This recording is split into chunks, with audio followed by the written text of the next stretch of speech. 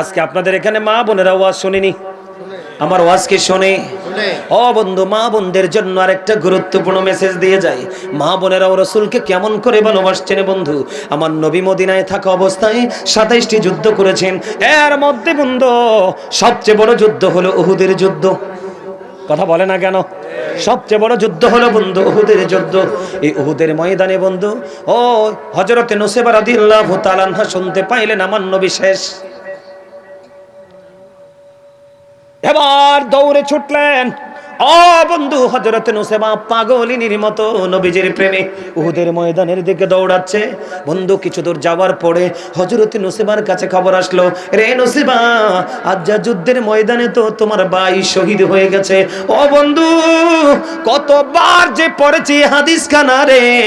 ও বন্ধু নুসাইবাকে ডেকে ডেকে বলছে, নুসাইবা, নুসাইবা রে, আজকে যুদ্ধের ময়দানে তোমার ভাই তো শহীদ হয়ে গেছে। নুসাইবা একটা সেকেন্ডের জন্য দাঁড়ায় না, শুধু দৌড়ায় মদিনাওয়ালার প্রেমে বন্ধু।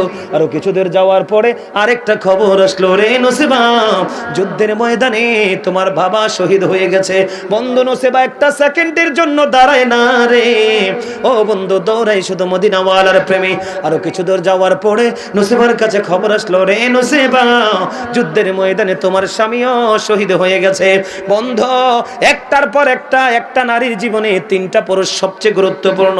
একটা হলো তার বাবা, একটা হলো তার ভাই, আরেকটা হলো তার স্বামী, আরেকটা হলো তার সন্তান। একটা নারীর জীবনে চারটা পুরুষ থেকে গুরুত্বপূর্ণ তিনটাকে হারিয়ে ফেলেছে। একটা নারীর জীবনে স্বামী না থাকলে বন্ধু তার কিছু থাকে না। কথা বলেন না কেন? একটা নারীর জীবনে স্বামী যদি না থাকে রে, সমাজের মধ্যে নিকৃষ্ট প্রাণীর চেয়েও নিকৃষ্ট মনে করে মানুষ ওই বিবিটাকে। ঠিক এই নারীটা হযরতে নুসাইবা কেমন মদিনাওয়ালার প্রেমিক ছিল। ভাই চলে গেছে খবর পেল, বাবা চলে গেছে খবর পেল, স্বামী চলে গেছে খবর পেল রে। একটা সেকেন্ডের জন্য বন্ধ দাঁড়ালো না, দৌড়ে দৌড়ে চলে গেল। এবার যাওয়ার পরে পেয়ে গেলেন প্রাণের রাসূলকে। এবার প্রাণের রাসূল একটা ডাক দিয়ে বললেন, রে নুসাইবা, আজকে তোমার কত বড় ক্ষতি হলো রে। ও বন্ধু নুসাইবা একটা ডাক দিয়ে বললেন, ইয়া রাসূলুল্লাহ, ইয়া হাবিবাল্লাহ, নবী গো, আমার ভাই, আমার বাবা, আমার স্বামী দুনিয়া ছেড়ে চলে গেছে, আমার দুঃখ নাই গো, আমি আপনাকে পেয়েছি তো সব পেয়ে গেছি।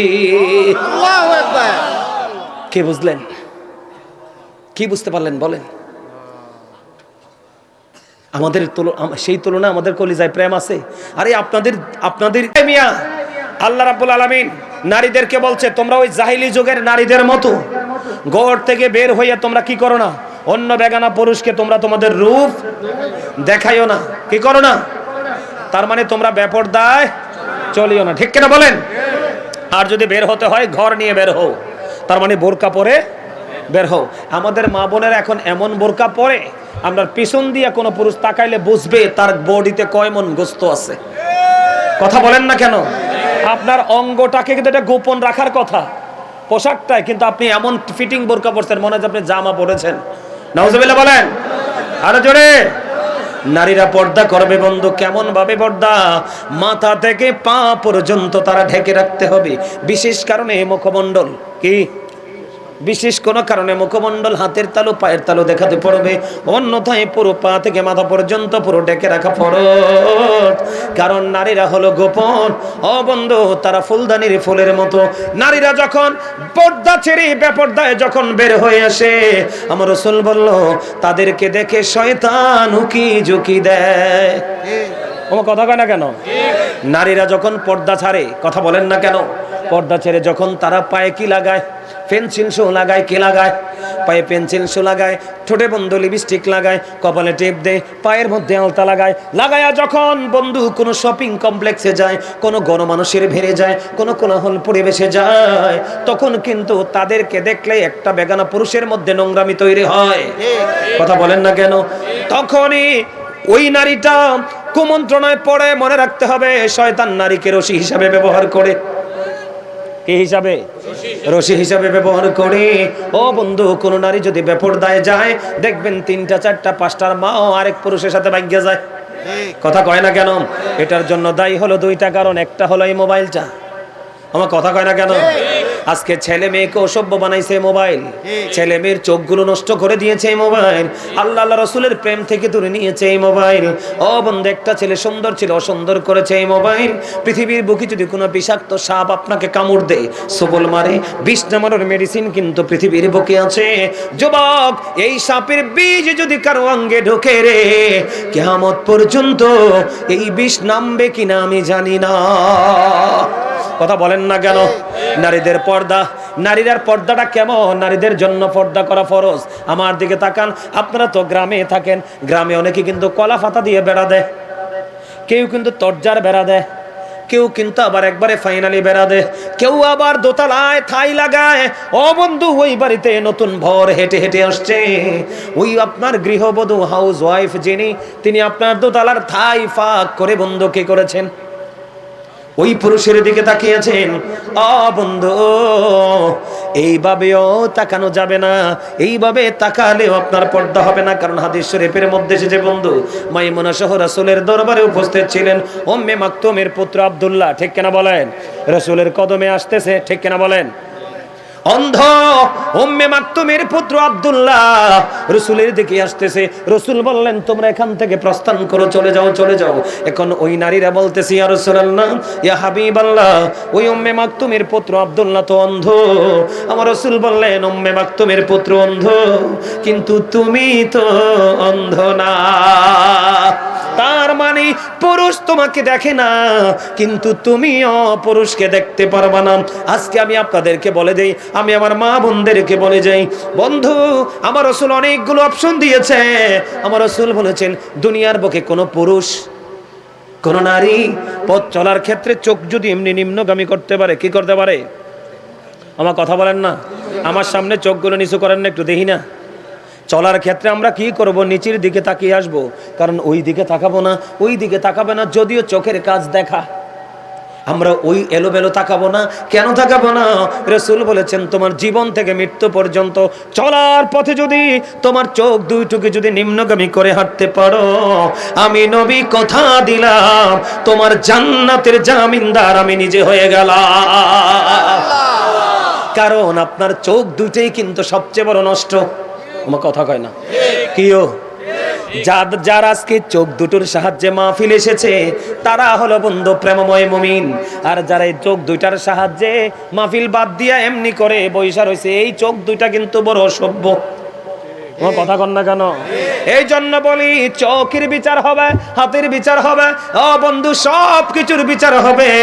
জবান বন্ধ হয়ে যাবে, হাত হাতের সাক্ষী দিবে, মুখ মুখের সাক্ষী দিবে, কান কানের সাক্ষী দিবে। জোরে কন্যা ঠিক না ঠিক? ও বন্ধু, পর্দাশীল নারীদেরকে আরেকটা সাবধান করে যাই। আমার রাসূলকে দেবর সম্পর্কে প্রশ্ন করা হলো। কি সম্পর্কে? দেবর সম্পর্কে যখন প্রশ্ন করা হলো, আমার রাসূল জানিয়ে দিয়েছেন, একটা নারী তার দেবরের সাথে দেখা করার চাইতে মৃত্যু তার জন্য অনেক বেটার।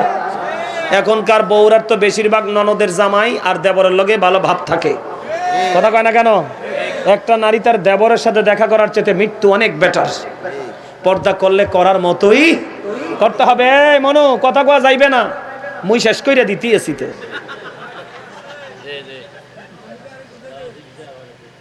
এই যে একটা হাসি দিছেন, এখন তো আরেকটা ওয়াজ মনে পড়ছে। এখনকার মানুষ বেশি বেশি হার্ট অ্যাটাকে মারা যায়। ওয়াজটা শেষ করতেছি এই 2 মিনিট। এখনকার মানুষ বেশি বেশি হার্ট অ্যাটাকে মারা যায় না? হার্ট অ্যাটাকে মারা যাওয়ার দুটো কারণ। আমি আমারটা বলছি, ডাক্তারেরটা বলবে। ডাক্তার কি বলবে জানি না, তবে আমি যেটা বলছি এটা পিওর নিখুঁত। দুটো কারণে। একটা মানুষ হলো, এখনকার মানুষ নিজে বড় ভাবতে বেশি পছন্দ করে। এই নিজেকে নিজে বড় ভাবার কারণে মানুষের চেহারা থেকে হাসি চলে যায়। কি চলে যায়? তার মধ্যে একটা গম্ভীর ভাব চলে আসে। একটা মানুষ যত হাসবে, মিশবে, মনে করবেন তার হার্টটা তত ফ্রি। একটা মানুষ যত বেশি গোমরাহি বা গম্ভীর হয়ে থাকবে, ভার হয়ে থাকবে, তার প্রেশারটা কিন্তু তার হার্টে আসে। তখন একটা সময় তার হার্ট তার প্রেশার নিতে পারে না, তখন স্পট ডেড হয়ে যায়। কি হয়ে যায়? স্পট ডেড হয়ে যায়। দুটো কারণ। একটা হলো মানুষ অনেক বেশি হাসি থেকে দূরে, আরেকটা হলো মানুষ জিকির থেকে দূরে। আপনি হাসবেন এবং জিকির করবেন, আপনার হার্ট থাকবে স্ট্রং, লাইফ হবে ভেরি স্ট্রং। কথা বলেন? যুবক, তোমাদেরকে বলে দিতে, বুঝতে পেরেছো? এবার আসেন বন্ধু, পর্দা নিয়ে যেহেতু কথা বলেছেন, রাসূল আমাদেরকে ইনস্ট্রাকশন দিয়েছেন। রাসূল বলেছেন, যার স্বামী কাছে নাই তুমি সুন্দর জামা পরিও না। যার স্বামী কাছে নাই রে, ও বন্ধু সরকারি চাকরি করে অন্য জেলায়, বিবি আছে এই জেলায়, অথবা স্বামী আছে বন্ধু বিদেশে, বিবি আছে দেশে, এমন বিবির ক্ষেত্রে রাসূল বলেছেন তোমার সাজ, তোমার সৌন্দর্য, তোমার রূপ একমাত্র তোমার স্বামীর জন্য। জোরে জোরে কন্যা সুবহানাল্লাহ। যেই নারী দেখবেন স্বামী বাড়ি নাই, বেশি বেশি ঠোঁটে লিপস্টিক দেয়, বেশি বেশি বন্ধু শাড়ি পরে অন্য মানুষের সামনে যায়, তাহলে বুঝবেন তার মতলব। কথা কয় না কেন? আমি আমার মা বোনদেরকে বলি গো, আমি পৃথিবীতে সবচেয়ে বেশি ভালোবাসি আমি মা এবং তার সম্প্রদায়, মায়ের জাতকে, নারীকে। আমি আপনাদেরকে নিয়ে কথা বলতে চাই না, কারণ কার কলিজায় আঘাত লাগে আমি জানি না। এই জন্য অত্যন্ত সম্মানের সাথে বলতে চাই, মা গো তোমার জীবনের সবকিছু হলো তোমার স্বামী, তোমার জান্নাতও কিন্তু নির্ভর করে তোমার স্বামীর উপরে। আমি আজকে পুরুষদেরকে বলি রে, কাল হাসরে যদি তোমার বিবি তোমার এগেইনস্টে যায়, তোমার জান্নাত তো কিন্তু সহজ নয়। কোন বিবির বিপক্ষে যদি স্বামী যায়, ওই বিবির জন্য কিন্তু হাসর সহজ হবে না। দুজন দুজনের সাথে মিট করে কবরে যাবেন। সবাই যেন সবার প্রতি পজিটিভ থাকতে পারে, ঠিক কিনা বলা? কি কোন স্বামী বাড়ি না থাকলে কি করা যাবে না? স্ত্রী সাজতে পারবে না। আল্লাহ রাসূল বলেছেন যার স্বামী বাড়ি নাই, ওই বাড়ির সীমানায় কোন পুরুষ যেও না।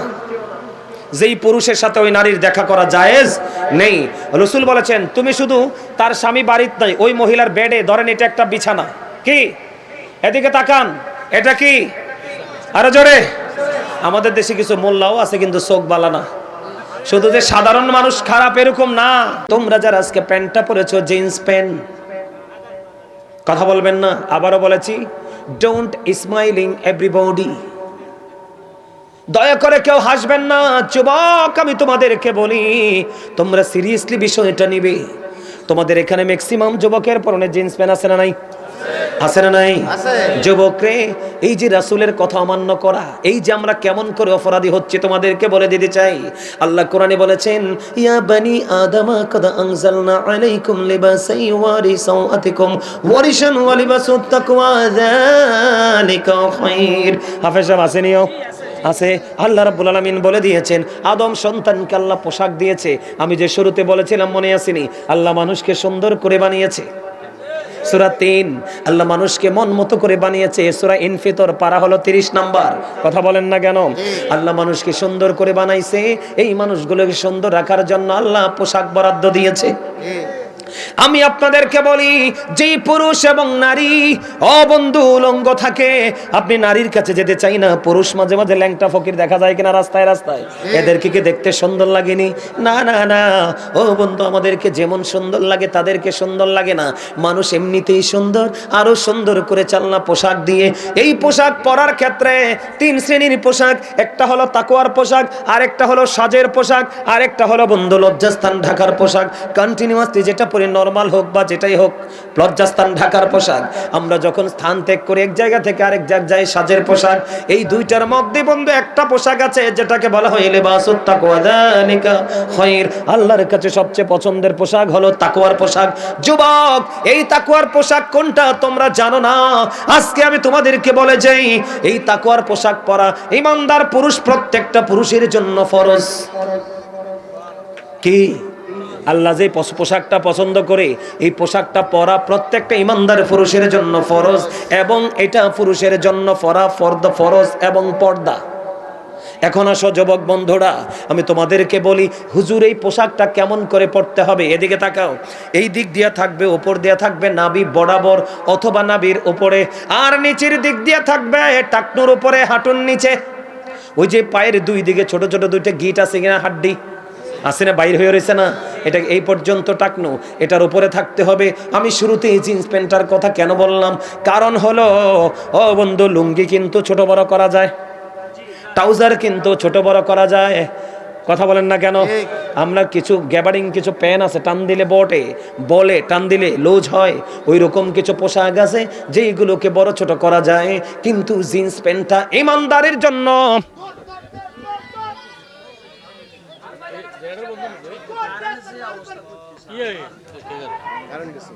কারেন্ট চলে গেছে।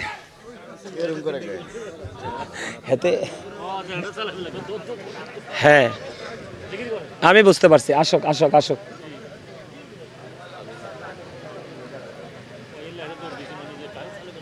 আমার কথা বন্ধু শুনেন, অত্যন্ত গুরুত্বপূর্ণ।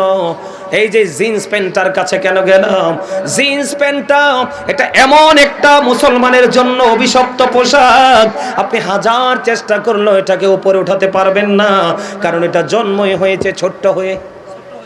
কথা বলেন না কেন? এখন আপনি প্রশ্ন করতে পারেন বলে, হুজুর হুজুর গো, এই প্যান্টটা কেন ছোট হলো, এই প্যান্টটার পেছনে রহস্য কি?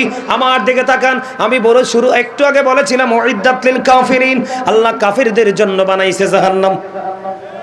কথা বলেন না কেন? ইন্নাল কাফিরিনা কানু লাকুম আদুওয়াম মুবিনা, বেঈমান কাফেররা হলো মুসলমানের প্রকাশ্য শত্রু। কে বলেছে? আল্লাহ বলেছে।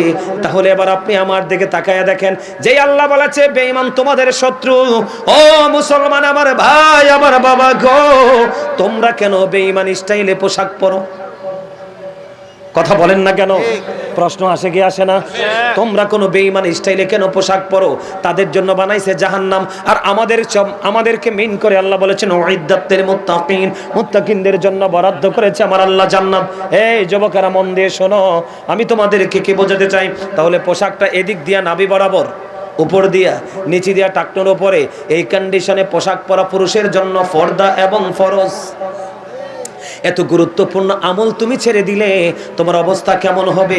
বুখারী শরীফের মধ্যে এসেছে যুবক, আল্লাহ রাসূল বলেছেন, যারা অহংকার করে করে লুঙ্গি হোক, প্যান্ট হোক, পায়জামা হোক, ট্রাউজার হোক, যেই কোনো বয়সেরই হোক, মুরব্বি ইমানদার সে যদি টাকনোর নিচে ঝুলিয়ে ঝুলিয়ে পোশাক পরে, বুখারী শরীফের মধ্যে এসেছে তার ঠিকানা জাহান্নাম।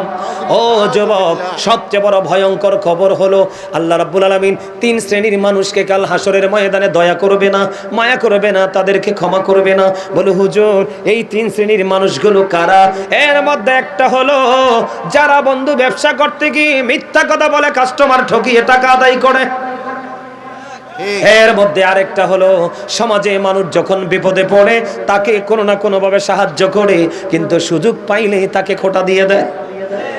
এরপরে আরেকটা হলো বন্ধু, ও যুবক বন্ধুরা, এটা হলো মুসলমানের জন্য অভিশাপ। এরপরে 3 নাম্বারটা হলো যারা অহংকার করে করে টাকনুর নিচে ঝুলাইয়া পোশাক পরে। জোরে কন্যা নাউজুবিল্লাহ। তাহলে আপনি যে নাবির নিচে পড়লেন এবং টাকনুর নিচে পড়লেন, দুই দিক দিয়ে আল্লাহর অর্ডার মান্য করলেন, পর্দা ভঙ্গ করলেন, আপনার ঠিকানা কোথায়? যুবক তোমরা সবাই শোনো, এই দুনিয়ার বুকে যারা আল্লাহর হুকুম মেনে, আল্লাহর অর্ডার মেনে যারা পোশাক পরবে, মানুষের জীবনে নামাজের ক্ষেত্রে পোশাকের গুরুত্ব অপরিসীম। আমি আগে একটু পরে আসতেছি রে যুবক, আমার আল্লাহ জানিয়ে দিয়েছে, আমার রাসূল আমাদেরকে মেসেজ দিয়েছেন, ও যুবক দুনিয়ায় যদি তুমি আল্লাহর হুকুম মেনে পোশাক পরো, কাল হাসরে তোমাকে আল্লাহ রাব্বুল আলামিন যত রকমের জান্নাতে পোশাক আছে সবগুলো তোমার সামনে ধরবে। আল্লাহ বলবে তোমার যেটা মন চায় তুমি সেটা গ্রহণ করো। সুবহানাল্লাহ। আর এই দুনিয়াতে যারা আল্লাহর হুকুম অমান্য করে, তোমরা ইহুদি নাসারাদের কালচার নিজের মধ্যে তৈরি করে এই পোশাকগুলো পরবে, আল্লাহ রাসূল জানিয়ে দিয়েছে তাদের জন্য শুধু একটা পোশাকে বরাদ্দ থাকবে, সেটা হলো অভিশাপের পোশাক। নাউজুবিল্লাহ বলেন না কেন? জান্নাতীদের জন্য একের অধিক, আল্লাহ বলবে তোমার যেটা মন চায় সেটাই গ্রহণ করো, আর জাহান্নামীদের জন্য শুধু একটা। নাউজুবিল্লাহ বলেন, তাও এটা অভিশপ্ত। এবার আসেন এই বিষয়টাকে শেষ করে দিচ্ছি। আল্লাহ রাসূল একদিন মসজিদে, খেয়াল করেন, একজন ব্যক্তি এসে আমার দিকে তাকান, যুবক তোমরা বেশি শোনো, কারণ আমার কাছে লজ্জা লাগে, কারণ আমরা তো মুসলমান। তোমরা যখন নামাজে যাবে জিন্স প্যান্ট পরে, রুকুতে যখন যাবে, পিছনের কাতার থেকে আরেকজন তোমার লজ্জাস্থান দেখতে পাবে। আমার ঠিকটা বলতে পারলেন না? তুমি কি এমন পোশাক পরেছো যেই পোশাক তোমার লজ্জাকে ঢাকতে পারলো না? ও বন্ধু, যে পোশাক পরার পরেও তার লজ্জাস্থান ফাঁকা থাকে, সেই পুরুষ তো উলঙ্গ পুরুষ। কথা বলেন না কেন? যেই পুরুষের পোশাক পরার পরেও তার গোপন অঙ্গ দেখা যায়, ওই পুরুষ তো ল্যাংটা পুরুষ। নাউজুবিল্লাহ বলেন। আর এখানে যেই পুরুষ গোপন অঙ্গ লজ্জাস্থান ফাঁকা করে পোশাক পরে, সেই পুরুষের কিন্তু লজ্জা নাই। কি লজ্জা আছে? যার লজ্জা নাই তার ঈমানও নাই। ও বন্ধু, তার নামাজ পড়বে ঠিকই, জাস্ট ফরমালিটি কাজে লাগবে না। আল্লাহ রাসূল মসজিদে অবস্থান করে, খেয়াল করেন, হঠাৎ করে একজন এসে নামাজের নিয়ত বেঁধে ফেললো। আল্লাহ রাসূল চাইয়া দেখলেন তার পোশাকটা টাকনুর নিচে। কোথায়?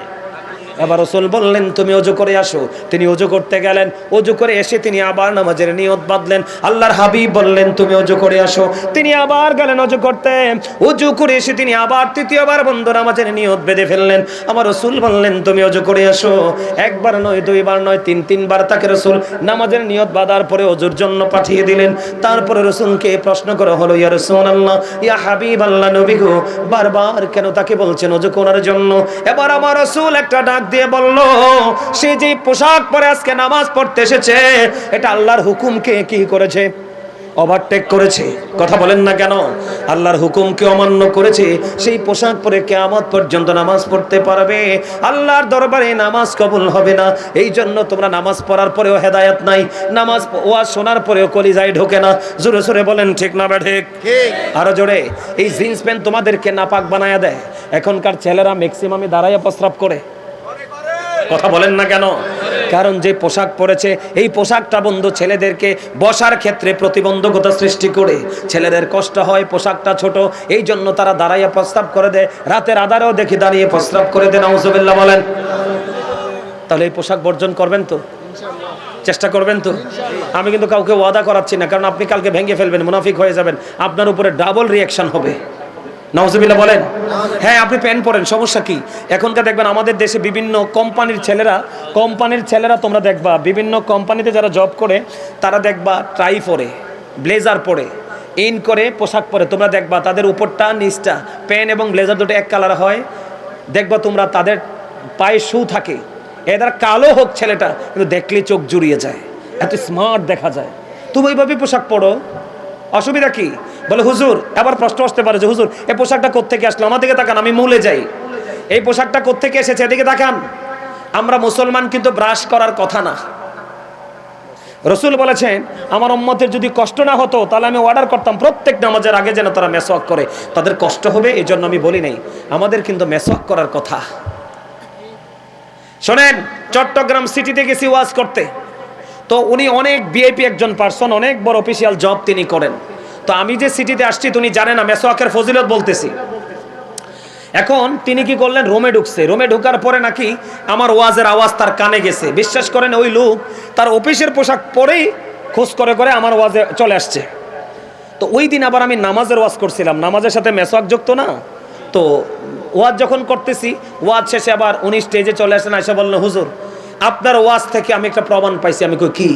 আমার এই দাঁতগুলো কত ডাক্তার দেখাইছি, আমার এই দাঁতগুলোকে আমি কি করতে পারি না, ক্লিয়ার করতে পারি না, আমার এখানে সমস্যা। তো কি করলেন? হুজুর আমি আপনার ওয়াজ শুনলাম, মেসওয়াকের গুরুত্ব ফজিলত শুনলাম, সেদিন থেকে নিয়ত করে মেসওয়াক করা শুরু করলাম। হুজুর আজকে আমার ডাক্তারের প্রয়োজন নেই, আমার মুখের সব রোগ ভালো হয়ে গেছে। সুবহানাল্লাহ বলেন। এটা